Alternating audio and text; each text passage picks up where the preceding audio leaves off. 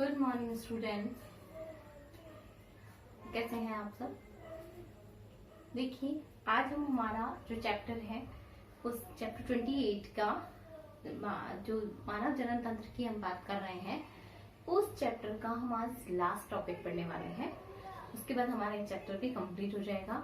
लगभग हम लोग 5 या 6 चैप्टर पढ़ चुके हैं, तो रेगुलर अपनी स्टडी को जारी रखिए।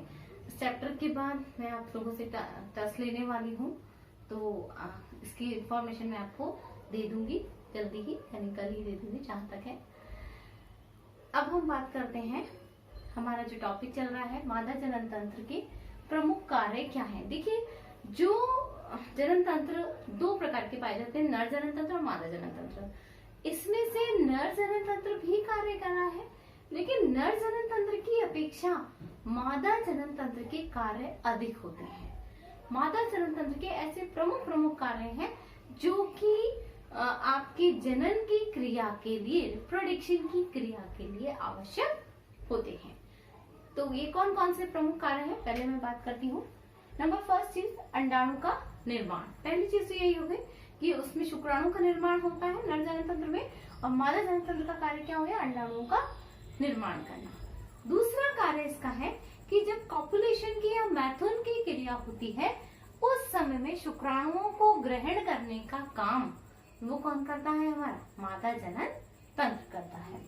तीसरी चीज, गर्भाधान हेतु अनुकूल वातावरण तैयार करना, यानी प्रेगनेंसी हेतु, गर्भाधान हेतु अनुकूल एटमॉस्फेयर का होना बहुत जरूरी है, और वो तैयार करने का काम भी किसका है, हमारी मादा भाग का है, मादा जनन तंत्र का है।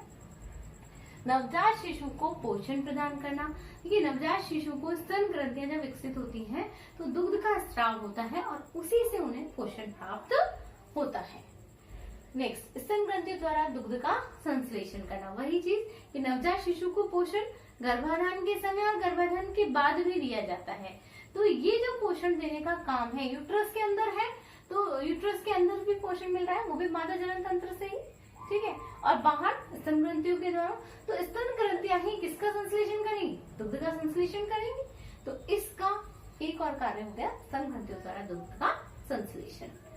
अब हम बात करते हैं मनुष्य में जो होते हैं यौवनारंभ लक्षण, प्यूबेरिटी जिसे हम कहते हैं, यानी जब एक एज होती है प्यूबेरिटी की, उस प्यूबेरिटी के समय में मेल और फीमेल, नर और मादा के शरीर के अंदर बहुत सारे परिवर्तन होते हैं, और यही स्थिति यौवना आरंभ कहलाती है।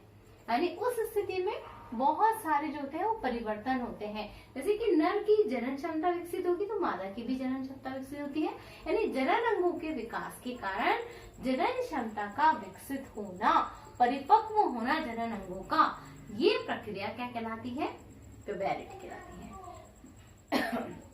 नर के अंदर ये प्रक्रिया 14 से 16 वर्ष की आयु में स्टार्ट होती है, जबकि मादा के अंदर ये प्रक्रिया 12 से 14 वर्ष की आयु में, यानी थोड़ी जल्दी, नर की अपेक्षा मादा के अंदर जनन अंग की परिपक्व होने की प्रक्रिया थोड़ी सी जल्दी होती है, यानी 12 से 14 वर्ष में होती है, जब मासिक चक्र की स्थिति प्रारंभ हो जाती है।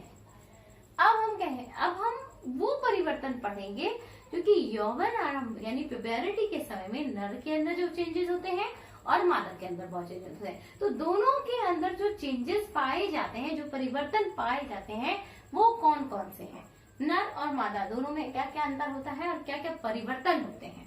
देखिए, पहला आता है नर में शिशन, वृषण कोश, शुक्राशय ग्रंथि, प्रोस्टेट ग्रंथि आदि के आकार में वृद्धि। यानी नर के जो सहायक अंग है, जो हमने सहायक ग्रंथियां पढ़ी थी, शुक्राशय ग्रंथि पढ़ी, प्रोस्टेट ग्रंथि पढ़ी, इनके आकार में परिवर्तन हो रहा है, शिशन के आकार में परिवर्तन हो रहा है, शिशन के आकार में वृद्धि हो रही है, वृषण कोशों के आकार में वृद्धि हो रही है। तो ये होता है नर के अंदर। और मादा के अंदर कौन से होंगे, गर्भाशय, योनि, अंडवाहिनी तथा भग के आकार में वृद्धि का होना। मादा के जो जनन भाग है, संडाशय है, योनि है, भग है, इनकी स्तन ग्रंथियां हैं, इनके आकार में वृद्धि होना। दूसरी चीज, वृषण के अंदर वृषण के आकार में वृद्धि। वृषण क्या है, नर जनन का प्रमुख भाग है, तो इसके आकार में वृद्धि होती है, तथा शुक्राणु जनन की क्रिया प्रारंभ हो जाती है, यानी शुक्राणु के बनने की क्रिया को शुक्राणु जनन कहते हैं और ये क्रिया यहाँ पर प्रारंभ हो जाती है। यहाँ पर मादा के समय में क्या होगा, स्तन ग्रंथियों में वृद्धि होती है और मासिक चक्र की स्थिति क्या हो जाती है, प्रारंभ हो जाती है। मासिक चक्र यानी अंडाणु के बनने की जो क्रिया होती है वो स्थिति क्या हो जाती है, प्रारंभ हो जाती है।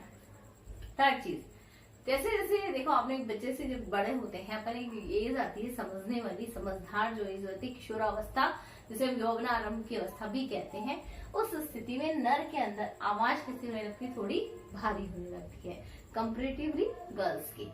जो फीमेल पार्ट होता है उसके अंदर आवाज कैसी होगी, महीन होती है और बिल्कुल मधुर आवाज होती है। चेहरे पर दाढ़ी मूछ का, शरीर पर बहुत अधिक बालों का, चेस्ट भाग में बहुत अधिक बालों की उपस्थिति जो होती है वो नर के अंदर ही पाई जाती है, क्योंकि मादा के अंदर जो होते हैं कोई बाल होते हैं, दाढ़ी मूछ के अनुपस्थिति का होना, चेस्ट पर भी बालों की उपस्थिति नहीं पाई जाती है, तो बालों का अभाव होना मादा का प्रमुख लक्षण है। नेक्स्ट चीज, टेस्टोस्टेरोन, एफएसएच और एलएच में वृद्धि। देखिए टेस्टोस्टेरोन प्रमुख नर हार्मोन है, इसके अलावा एफएसएच यानी फॉलिकल स्टिमुलेटिंग हार्मोन, इसकी मैं फुल फॉर्म आपको पहले भी लिखवा चुकी हूँ, फॉलिकल स्टिमुलेटिंग हार्मोन के नाम से जाना जाता है इसे। और एलएच ल्यूटिनाइजिंग हार्मोन हम इसको कहते हैं, इनमें वृद्धि होने लगती है नर के अंदर, जबकि मादा के अंदर कौन से हार्मोन है, प्रोजेस्टेरोन और एस्ट्रोजन। मादा के अंदर कौन से, प्रोजेस्टेरोन और एस्ट्रोजन, इनके आकार में वृद्धि होगी, और दूसरा एफएसएच यानी फॉलिकल स्टिमुलेटिंग हार्मोन में वृद्धि होगी। लास्ट, नर का मादा की ओर आकर्षण। नेचुरल सी बात है, जब एक एज आती है किशोरावस्था की, तो उसमें मेल जो होता है वो फीमेल की तरफ अट्रैक्ट होने लगता है और फीमेल जो होता है वो मेल की तरफ अट्रैक्शन होने लगता है। तो ये कुछ प्रमुख अंतर पाए जाते हैं कि यौवनारंभ की अवस्था में, प्यूबरिटी की अवस्था में नर के अंदर क्या विकास हो रहा है और मादा के अंदर क्या विकास हो रहा है। डिफरेंशिएट क्वेश्चन भी आ सकता है, अंतर पूछा जा सकता है, तो अच्छे से आप इसको पढ़ लें और नोट डाउन कर लें। साथ ही साथ में कुछ प्रमुख शब्दावलियां, आगे से मैं आपके जब चैप्टर भेजूंगी तो कुछ प्रमुख शब्दावलियां भेजूंगी, तो उस चीज को आपको नोट डाउन करना है और उसे लर्न भी करना है, उसमें से भी क्वेश्चन आ सकता है। Thank you, have a nice day.